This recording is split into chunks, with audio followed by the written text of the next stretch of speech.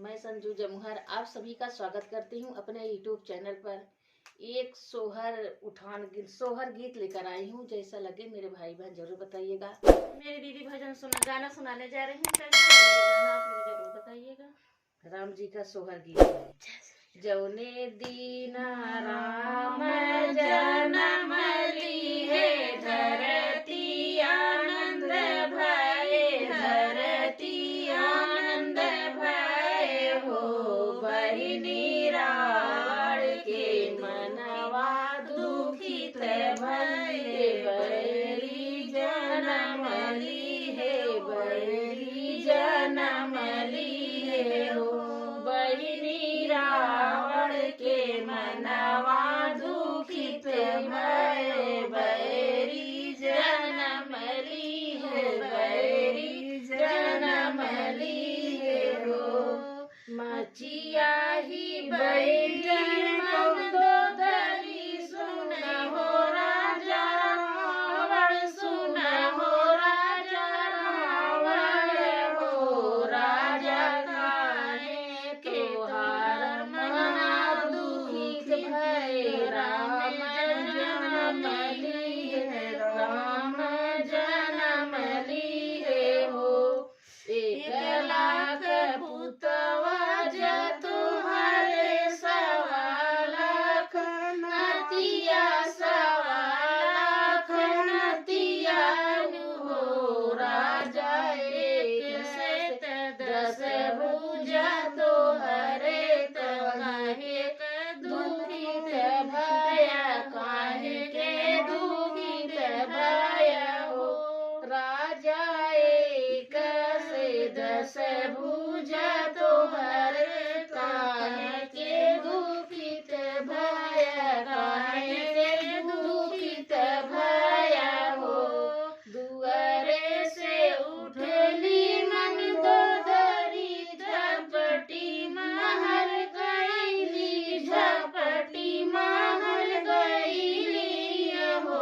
कौशल्या राम के मुहावा देखब तुलवटी घरवा जाइत, लवटी घरवा जाइत हो।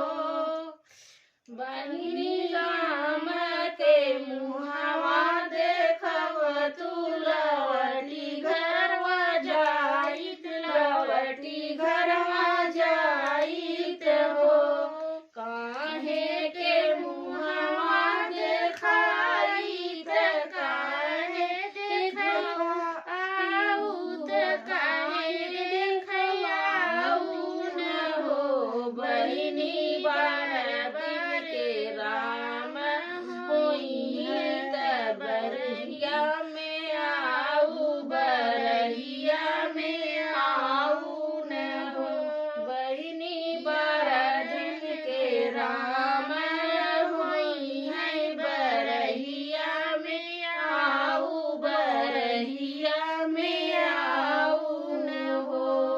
काहे राम जन में घर में लगू बोलाई, घर में लगू बोलाई हो।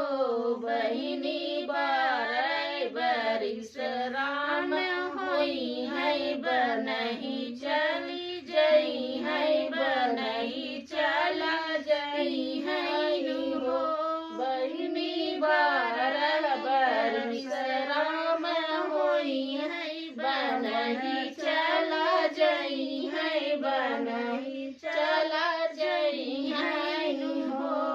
देवड़ी से बोलली कौशल्या, सुन हो मंदोदरी, सुन हो मंदोदरी हो। राम भली बने चला जई है, लवटी घर आई है, लवटी घर आई है हो। राम भलही बने चला जई है, लवटी घर आई है, लवटी घर आई है हो।